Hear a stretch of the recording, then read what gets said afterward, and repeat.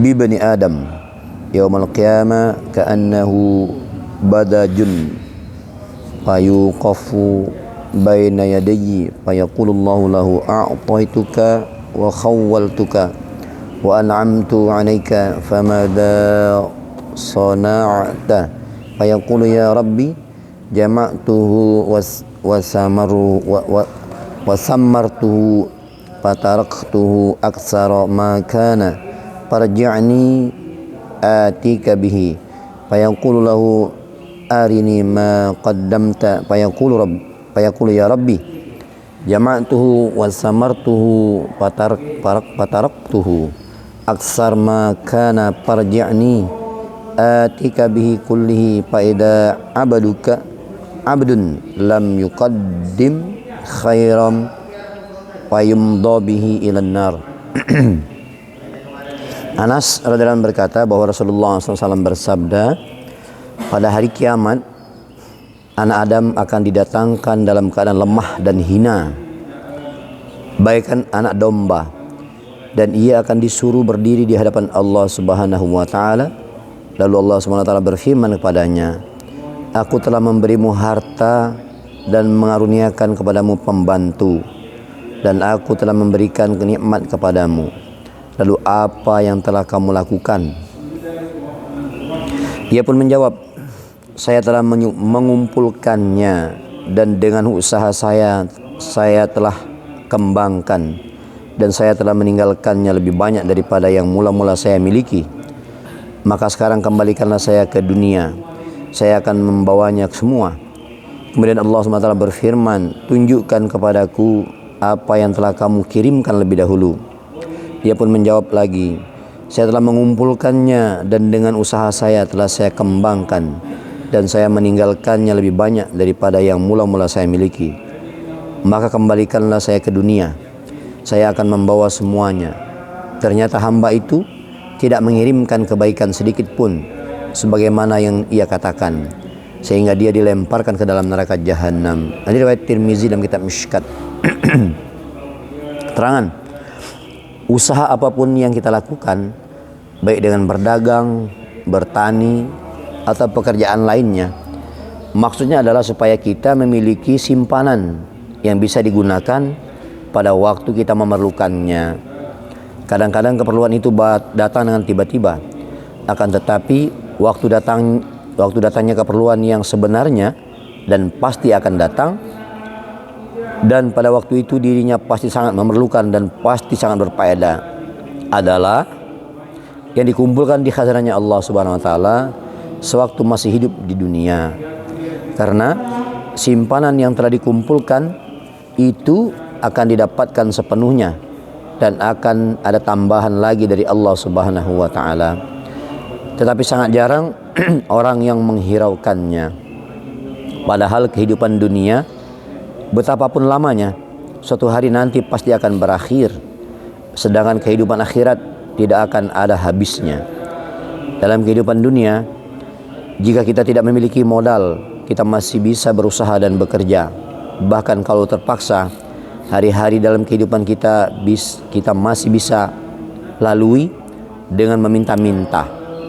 Tetapi dalam kehidupan akhirat tidak ada lagi kesempatan untuk bekerja. Di sana yang berguna hanyalah apa yang telah dikirimkan sebagai simpanan. Dalam sebuah hadis yang lain Rasulullah SAW bersabda, ketika saya memasuki surga, saya lihat di kedua sisinya terdapat tiga baris tulisan dari emas, dari air emas. Baris pertama menulis, La ilaha illallah Muhammadur Rasulullah, tiada yang berhak disembah selain Allah, Muhammad utusan Allah. Baris yang kedua, Ma qaddamna wajadna wa ma akalna rabihna wa ma khalafna khasirna. Apa yang kami kirim lebih dahulu telah kami dapatkan, dan apa yang telah kami makan itu bermanfaat, dan apa yang kami tinggalkan itu tinggal dalam kerugian. Pada baris yang ketiga tertulis, ummatun mudnibatun wa rabbun ghafur. Umat itu pendosa dan Tuhan itu pengampun. Barakatud dzikr. Telah diterangkan dalam bab yang pertama ayat ke-6 bahwa pada hari itu tidak ada perdagangan, tidak ada persahabatan, tidak ada pembelaan. Dalam bab 1 ayat ke-30 telah ditulis tentang firman Allah SWT. Setiap orang hendaknya melihat apa yang telah ia kirimkan terlebih dahulu. Dalam sebuah hadis yang lain disebutkan bahwa apabila seseorang meninggal dunia, maka malaikat bertanya, apa yang telah dikumpulkan sebagai simpanan untuk dihisap?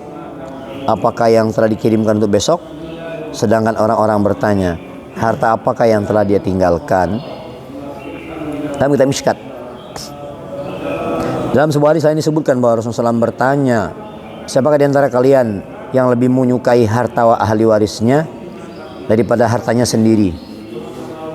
Siapakah di antara kalian yang lebih menyukai harta ahli warisnya daripada hartanya sendiri?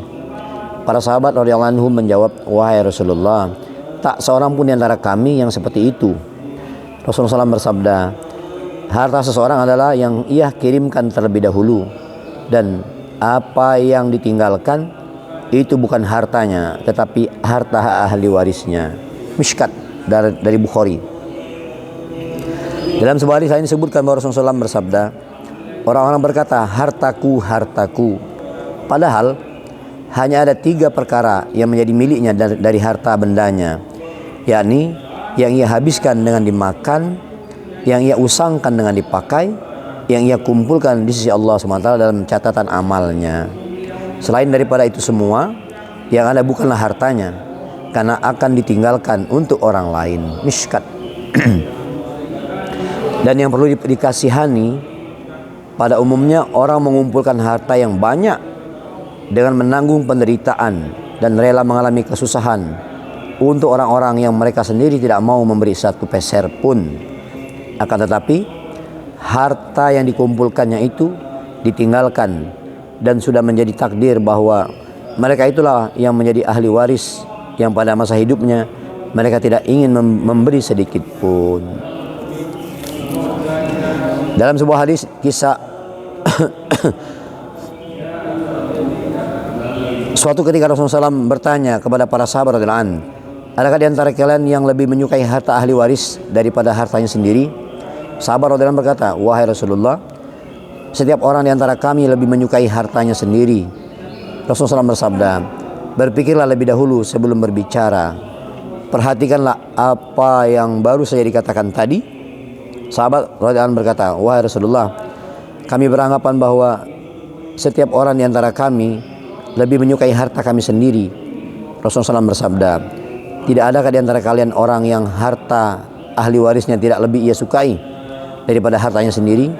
Para sahabat orang berkata, wahai Rasulullah, terangkanlah kepada kami. Rasulullah SAW bersabda, harta kalian adalah yang telah dikirim terlebih dahulu, dan harta ahli waris adalah yang ia tinggalkan di belakang. Kanzul Ummal.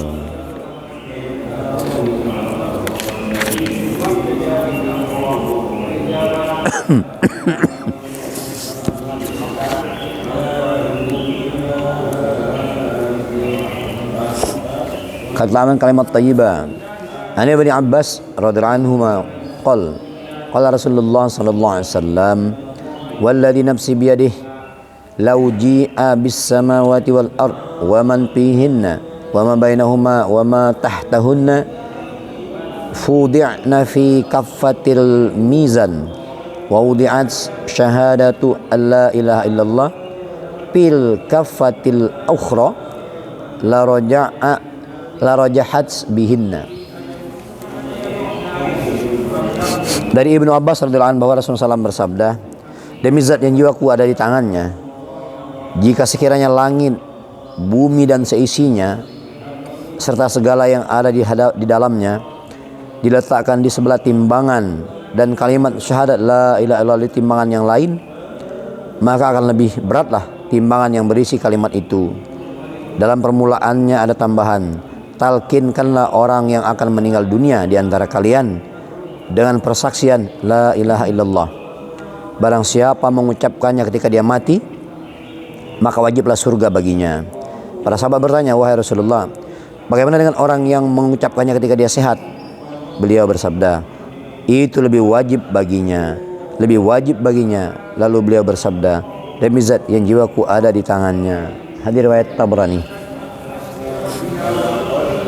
Jadi Ibnu Abbas radhiyallahu an bersabda, Rasulullah SAW bersabda, demi zat yang jiwaku ada di tangannya, jika sekiranya langit, bumi dan seisinya serta segala yang ada di dalamnya diletakkan di sebelah timbangan dan kalimat syahadat la ilaha illallah di sebelah timbangan yang lain, maka akan lebih beratlah timbangan yang berisi kalimat itu. Dalam permulaannya ada tambahan, talkinkanlah orang yang akan meninggal dunia di antara kalian dengan persaksian la ilaha illallah. Barang siapa mengucapkannya ketika dia mati, maka wajiblah surga baginya. Para sahabat bertanya, wahai Rasulullah, bagaimana dengan orang yang mengucapkannya ketika dia sehat?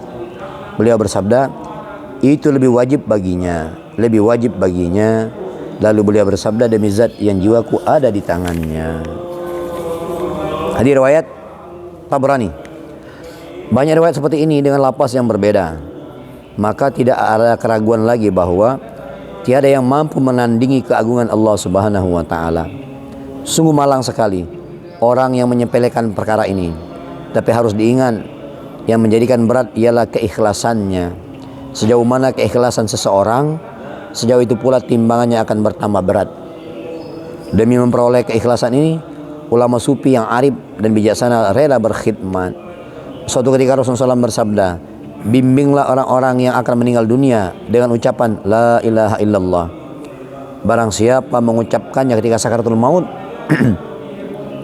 maka wajiblah surga baginya. Para sahabat bertanya, wahai Rasulullah, bagaimana jika kami mengucapkannya ketika kami sehat? Beliau menjawab, justru lebih wajib lagi baginya. Kemudian beliau bersabda seperti yang telah dijelaskan di atas. Insyaallah yang mulia, kita baca, mudah-mudahan menjadikan iktibar, niat amal, niat menyampaikan. Subhanakallahumma bihamdika asyhadu an la ilaha anta astaghfiruka wa atubu ilaik. Assalamualaikum warahmatullahi wabarakatuh. Waalaikumsalam. Ya Allah.